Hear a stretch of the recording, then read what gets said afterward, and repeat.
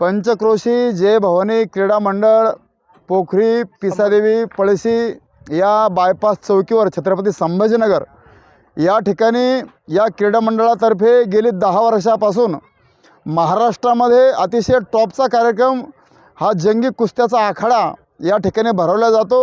या पंचक्रोशी जय भवानी क्रीडा मंडळाचे अध्यक्ष आदरणीय आप्पासाहेब हरणे त्यांच्या माध्यमातून ही सर्व आमची कार्यकारी मंडळाची टीम जवळपास 10-12 लाख रुपये खर्च करून महाराष्ट्रातील या मर्दानी मातीतल्या खेळाला जपण्याचं काम करते।